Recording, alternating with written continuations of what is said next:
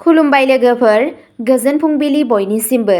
नोंथांमोनखौ dear Brahma चेनेलाव आरो फिन खेबसेबाव बयखौबो बरायनाय बावहरग्रोनाय जाबाय। आं दिनै नोंथांमोननि सिगाङाव आरोबाव माखासे सानसेनि खौरां लानानै फैबावलायबाय। आसा खालामो नोंथांमोनहा खौरांखौ खोनासंनानै मोजां मोनगोन। दिनैनि गिबि खौराङावनो दङ रायजो सोरखारनि फोसावनाय। थांखि लानाय मोन 10 मावथांखिफोरखौ सोलिफु बोसोरनि 15 आगस्टसिम मावफुंनाय जागोन। डिजिटेल डेस्क आसाम सोरखारा बावैसो मोनसे बिथोनलाइ फोसावदों। हादोरसानि सरासनस्रा खुंथाय बिफानजों फोसावजानाय 375037496K नम्बरनि फोसावथायनि बायदिब्ला मोन 10 सुबुं समाजारि जौगाखां मावथांखिफोरनि खामानि मावनायनि थांखिफोरखौ सोलिफु बोसोरनि 15 आगस्टनि सिगां मावफुंनांगौ। बेयो मख'जाथाव दि आथिखालाव सोलिबाय थानाय सुबुं समाजारि जौगाथाय मावथांखिफोरनि अनजिमाया 39। 15 आगस्टनि सिगां बाहायजानो गोनां थांखि लानाय मावख'फोरा जाबाय बक' 6 गावनि थांखि लानाय गाहाय मावख'आ बक'। बेबायदिनो पलासबारिनि थांखि लानाय गाहाय मावख'आ मिर्जा। रंपारानि थांखि लानाय गाहाय मावख'आ रंपारा। फोसावथायाव मुंख'नाय बायदिब्ला गोबां गाहाय मावख'फोरखौ थांखि दैखांनाय जादों। बर'ज्लानि थांखि लानाय गाहाय मावख'आ थेलामारायाव। मेरियनीनि थांखि लानाय गाहाय मावख'आ सुखानजानियाव। टियागनि थांखि लानाय अरायथा नङि गाहाय मावख'आ केन्दुगुरियाव दं।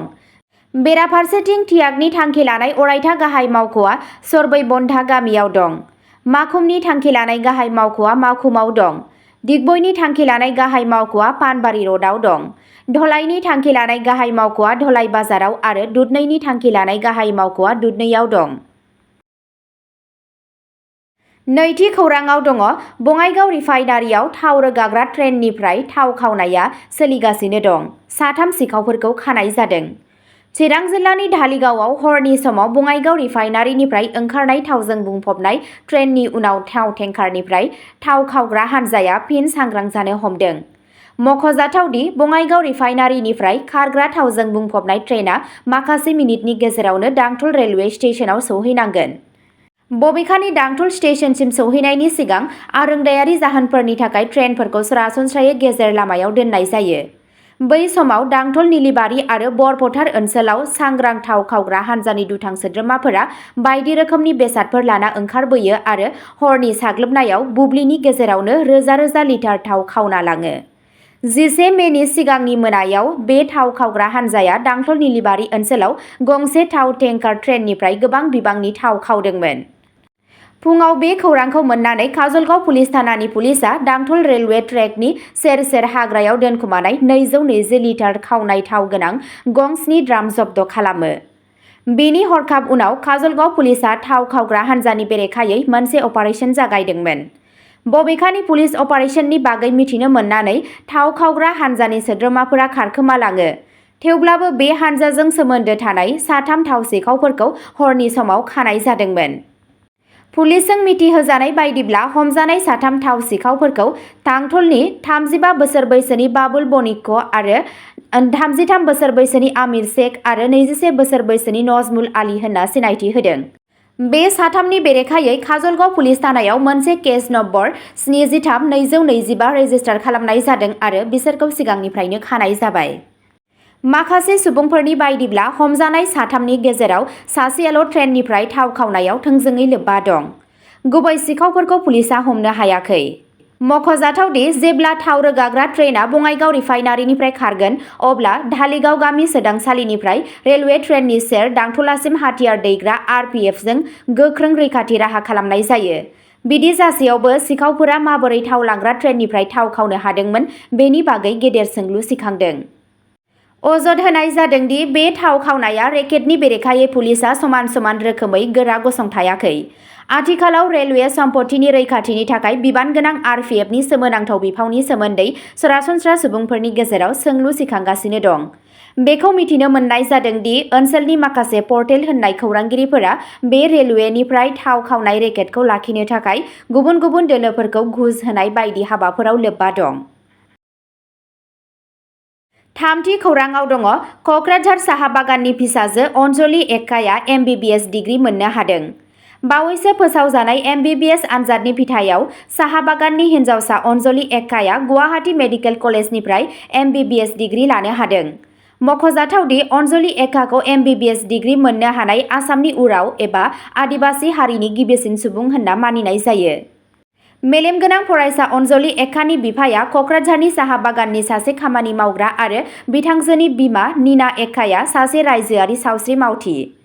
अनजलिनि जाफुंसारनायाव गासै क'क्राझारआ रंजानायजों बुंफबनाय। मख'जाथावदि मागुरमारि मिशन फरायसालिनिफ्राय फरायसालिनि सोलोंथाइखौ फोजोबखांनायनि उनाव अनजलिया क'क्राझार बिगियान फरायसालिमायाव फरायदोंमोन। ब्रैथि खौराङाव दङ 3 कौटि रांनि हेर'इनखौ जब्द खालामनाय जादों आरो श्रीभूमियाव सानै आइजो ड्राग्स फालांगिरिफोरखौ खानाय जादों। सीमा बारनानै फेग्रा मुवा फालांगिनि बेरेखायै मोनसे मख'जाथाव अपारेशनाव नीलमबाजार पुलिसआ 3 कौटिसो रांनि हेर'इनखौ जब्द खालामो आरो सानै आइजोखौ खायो, जायखौ आसाम आरो त्रिपुरानि सरजाबनाय ड्राग्स फालांगि अपारेशननि बाहागो होनना फोथायनाय जायो। थि इन्टेलिजेन्स टिप्सनि उनाव पुलिसआ मोनसे सन्देह गोनां शिपमेन्टखौ होबथायो आरो मन्जु देबनाथ आरो बिनि बिगुमै पुष्पा देबनाथखौ हमनानै लायो, जाय सानैबो त्रिपुरानि राजथावनि आगरतलायाव थायो। बिबानगिरिफोरा फोथायो दि सानैबो गासै सा सानजायाव मोनसे मोजाङै साजायनाय फेग्रा मुवा राननाय नेटवार्कआव गोबाङैनो लोब्बा दं। नायबिजिरनाया दिन्थिदोंमोन दि आयेन बेरेखा फेग्रा मुवा 55 साबोननि कन्टेनारफोराव दोनखोमानाय हेर'इनखौ त्रिपुरायाव दैथायहरनो थाखाय ट्रेनजों मोनसे बेगआव दैथायहरनाय जादोंमोन। बबेखानि श्रीभूमि पुलिसनि गोख्रै दांथायनि फिथाय महरै फेग्रा मुवाफोरा गावसोरनि थावनियाव सौहैनायनि सिगांनो हमथादोंमोन। बाथि खौराङाव दङ अभयापुरीयाव गेदेर ड्राग्स हमदों। सन्देहगोनां हेर'इनजों लोगोसे 3 हमजादों। ड्राग्सनि बेरेखा मोनसे गेदेर अपारेशनाव बङाइगाव जिल्लायाव आयेन बाहायग्राया अभयापुरीनि देउहाटी ओनसोलाव जाफुंसारै सिग्रोमदोंमोन। बे अपारेशननि फिथाय महरै हेर'इन थानाय मोन 16 कन्टेनारफोरखौ जब्द खालामनाय जादोंमोन। बेजों लोगोसे सिग्रोमनाय समाव रेबथुमनाय नम्बर AS26C 6974 गोनां गंसे टेम्पो गारिखौबो जब्द खालामनाय जादोंमोन। बे जाथायजों सोमोन्दो थानाय 3 सुबुंफोरखौ खानाय जादों।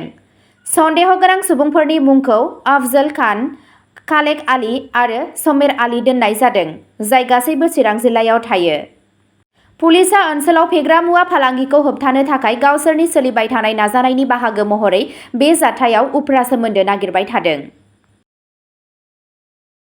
6थि खौराङाव दङ गुवाहाटीनि काहिलिपारायाव 1.27 लाख रांनि नंखाय चेकजों गहेना फालांगिरिखौ थगायनायनि दायाव सासे सुबुंखौ खायो।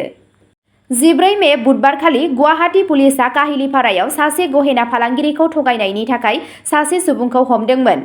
सन्देहगोनां गणेश कुमार देखाया मोननै सनानि आस्थामनि बदलै 1.27 लाख रांनि नंखाय चेक गथायदोंमोन। केलेंकारिखौ फोरमान खालामनाय जादोंमोन, जायनि जाहोनाव पुलिसआ मोनसे अजदनि उनाव बिथांनि न'आव सिग्रोमदोंमोन। बिथांखौ हमनाय समाव देखाया मोनसे गोबौ मुवाजों पुलिसखौ गाग्लोबनो नाजादोंमोन, नाथाय मावख'गिरिफोरजों जेबो जखम जायाजासे हमजादोंमोन। दायो नायबिजिरनाया सोलिगासिनो दं।